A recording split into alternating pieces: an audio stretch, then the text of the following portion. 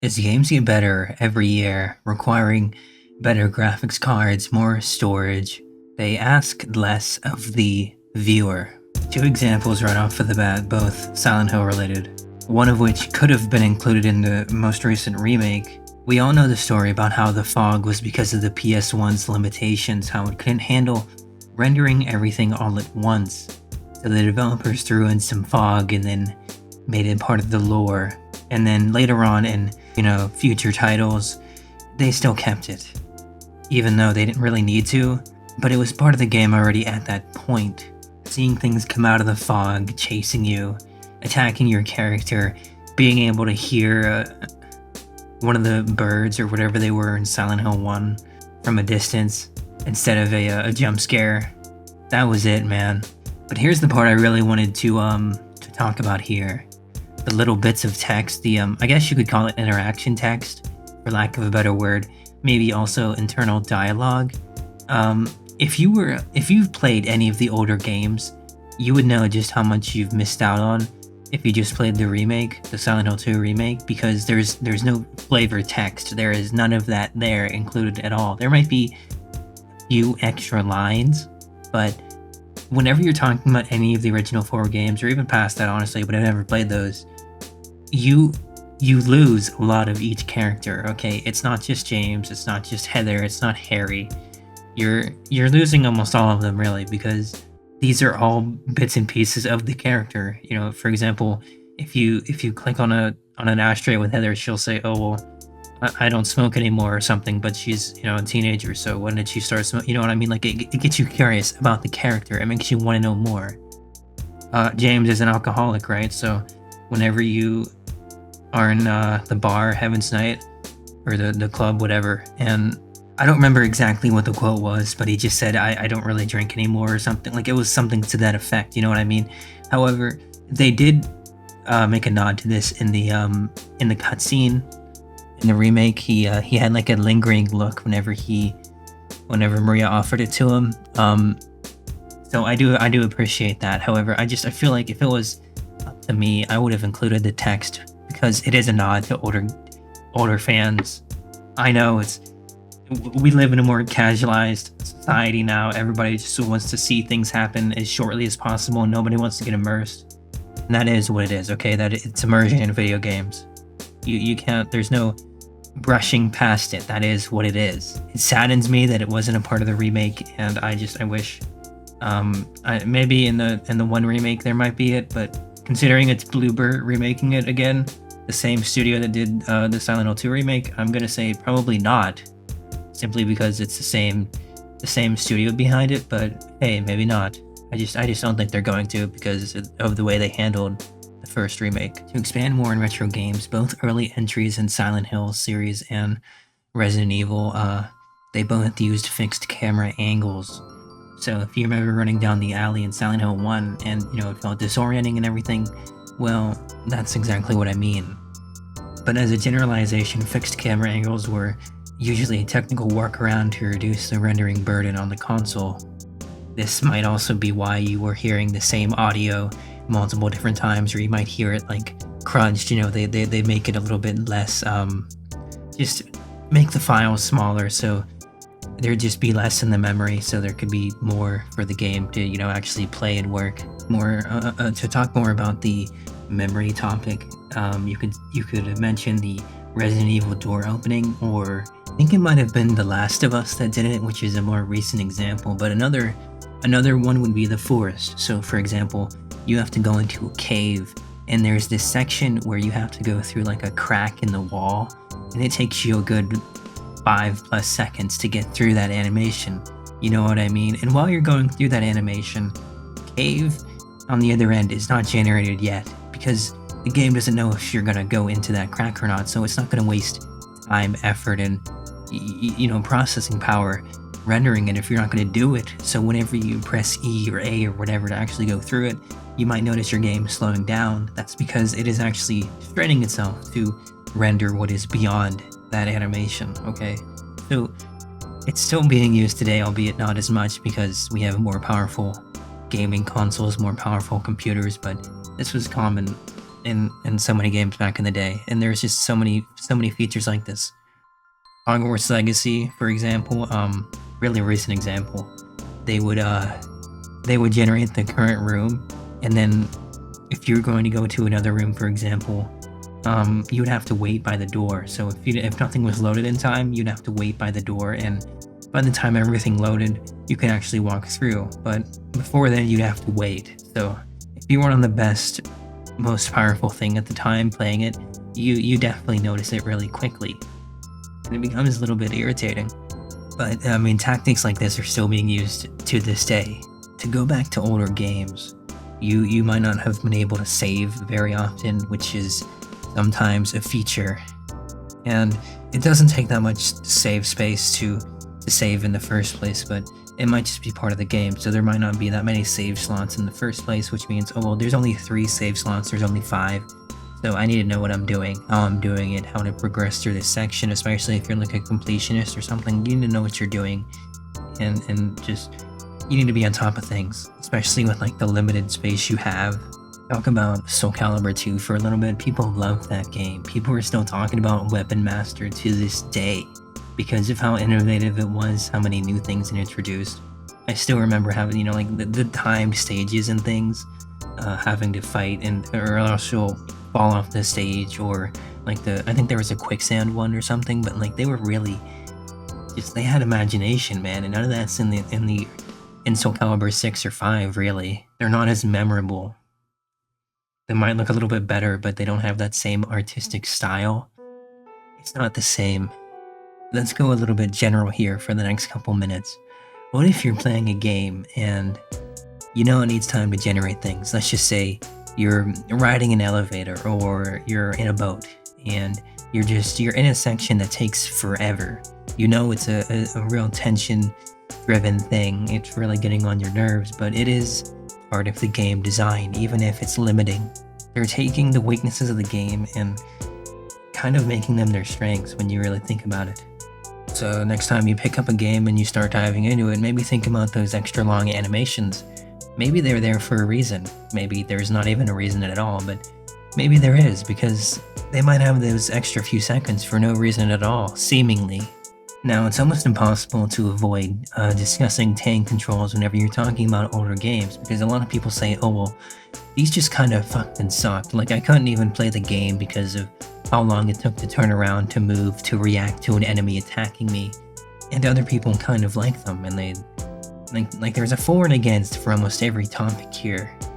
If you know there's multiple enemies behind you, and you know that it's going to take you at least a solid like 3 seconds to fully turn around, you need to start looking forward and trying to place things ahead of where you are now. Just think ahead, I guess. It's not as much of a spontaneous action as it is nowadays. So if you ended up dying a million times in one room because of this enemy spawning at this point, you might be like, okay, well maybe I should go from this side, approach from this angle, maybe I should attack them this way, maybe I should try to turn less, focus on this enemy type more. You had to think about the game. I won't lie though, coming from more modern games and then, I don't know, trying to turn left or right, and your character themselves actually turn left or right, regardless of the camera's position, it's a little jerky and, I don't know, just clunky, I guess, which is, I mean, how they describe those controls, yeah, but it's not that hard to get used to once you start playing it. It's how the game is made, right? You can't help it.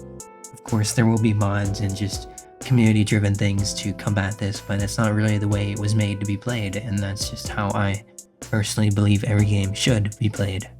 Unless it's totally unplayable, but in that case, we wouldn't really be talking about it.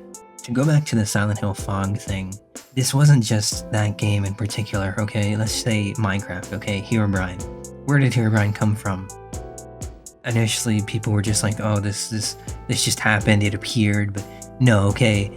Somebody used their imagination at some point, and they're like, okay, man, I mean, maybe I see something there too. And then, like, San Andreas's Bigfoot, you know, like, it never, like, come on, man. These older games might have flatter, less amazing, dazzling textures and graphics, but sometimes they have really great art direction, and that's where they shine. Just because you can't see every follicle of someone's hair doesn't mean you don't know they have black or brown hair, or that they have blue eyes. The mark of a true intuitive developer is how well they work with what they have. Somebody could make an amazing landscape out of only a handful of items because that's the only thing they can do. Even if there were technological limitations at the time, they still worked with these and made it work in order to ship the game and make sure it was playable. Let's just say for some reason you can't render a skybox. You don't want to have a skybox in your game, okay? That's a limitation, right? Let's say, oh, well, we can just make the sky, we can make it permanently nighttime, or we can make it really overcast to the point where it's almost dark and say, oh, well, it's just going to rain the entire time. Or you're stuck in a time loop of it storming, just some reason, okay? And so that way, you don't need those amazing, dazzling, like, you don't need sun rays, you don't need cloud, like amazing cloud, you know what I mean? I'm not really much a fan of visual novels. I mean, I do check in on them from time to time. But what about Doki Doki Literature Club? I know it's pretty basic, but it does what it does fairly well, right? People still talk about it. Whenever the I don't know what it was, the remaster sort of thing they did, came out, there was a good bit of buzz around it, okay? People checked in on it, people played it, and because they liked the story, they liked how they took it. It wasn't generic. It did something different. It rated itself in the beginning as just a generic dating sim, and that's where it gets you. So that whenever people played it for the first time, they're like, wow, I can't imagine this twist. That's what it does right. So you don't need amazing backgrounds. They just like took some drawings and some backgrounds. They probably took like a week, maybe a few months to make everything, put it together. And then the characters, of course, the characters have to look good too, but they don't have to look amazing, okay? The game's like, what, a couple gigs at most, and people still remember it, people still talk about it, so it's not about storage space on your hard drive or your SSD, it's not about the gameplay features, because there's not really much gameplay involved in a visual novel, you're just clicking, you know what I mean? Sometimes there might be some various options or like a minigame, yeah, but it's not exactly the height of gameplay. You're playing it for the story, and people still enjoy stories in video games. There was that topic a while back about how nobody ever really plays single-player games. You want to talk about Call of Duty games, how they skipped out on the campaign for a couple years. People were pissed about that, man. People wanted campaigns. I myself wanted campaigns. I like single-player games, okay? I can't always be with my friends. I can't always be in a multiplayer gaming experience. I don't want to always get my ass kicked, okay? Because I know I'm always not going to be on the top of my game. Sometimes I want to play with the AI, even if that means getting my ass kicked by AI. I want to play as a certain character. If I want to play as Snake in Metal Gear, I want to play as Snake, okay? I don't want to play as some tactical operator. I want to experience Snake's story, how he interacts with the world, the different characters. I might dig up my old Xbox 360 out of the closet and load up Minecraft and go into the old tutorial world and just experience everything that was just like a perfect time capsule left there, because, you know, just one day it's gone, man, and you never get that shit back. I mean, I guess you can, but you have to really go out of your way to do it, and it isn't the same. And to talk about Metal Gear Solid, I mean, Psycho Mantis comes immediately to mind. Not that there's necessarily a limitation, but if you were to play other Konami games, Psycho Mantis notices and says, "Oh well, you enjoy Konami games, or you like Kojima, okay? That sort of thing, right?" So like, it probably freaked you out at the time, especially considering how no other games really did that sort of thing. So it think outside of the box, and that's really the angle I'm trying to sink my teeth into here. It doesn't necessarily have to be a limitation, just how we get around things, how we think, oh well, this would really shock the player, this would really get their imagination. Like, how did they do that, you know what I mean? Another great example of users having their imaginations run away with them. What about Lavender Town? People would just right away making posts after posts about some shit that never happened, man, just conjuring things up from nowhere. Okay, that's a great fucking example right there. Another more recent example I feel like would be the Backrooms, however cringy it might have gotten, or even SCPs. But to talk more about the Backrooms, even with the different various spins people put on them with their own different versions that people play, it all has the same general concept. You're stuck in some liminal, like, just office kind of space. You have these lights overhead like that. They go into so much description, it's crazy. The original idea was to just go on in like some sort of purgatory, and you wouldn't be able to ever find your way out, but then other people would come along and say, oh, this thing's actually going to chase you, or it's just stalking you the entire time, but once you turn around, you never see it, you just like hear it follow you or something. That was a bit of a better idea rather than just the cheap jump scares and what it's kind of devolved into, but I guess that was a little predictable with the way things were going. SCPs, that's always been a community-driven thing, or at least it has been for the past few years. People would just add their own submissions, and well, it's a community effort, man. I mean, that's a shining example all by itself. You can think of anything, literally anything, and add it, and if it's good enough, other people will like it. They'll say, yeah, this definitely fits, man. I mean, that's it right there. Of course, this might lead to some trolling, some people not taking it seriously, and I get it, but some people do definitely take it seriously, and we do get some brief glimpses of actual creativity out there. No matter what, as time moves on, there's always a variety of games with cutscenes, points in the story where I will always revisit and say, you know what, yeah, I do remember that. That was the best part, or I remember this was so amazing, this really touched me. And I'll go through the comment section of a video about it, and other people will be sharing my experience, so I'm not the only one alone feeling this. Even with graphical limitations at the time, or if there weren't graphical limitations, if it was just the intended art style of the game, that was how it was, you had to deal with it, and if you had an active mind at the time, even better. All things considered, though, it was kind of hard to play the game and not have some sort of imagination in some capacity. You had to be thinking, oh, what was that sound? Is something following me? Is something chasing me? Am I going to die? Am I going to have to restart? That sort of thing. Do I have enough ammo, health, medicine, stamina for this section? What do I do if I don't? Video games get more and more graphically intensive, more demanding. We need to be more appreciative of these older games. It's not just about understanding the message anymore. It's a lot more than that. It's an experience, a time period that we'll never have back, a part of the past that we need to cherish, which is especially important going forward.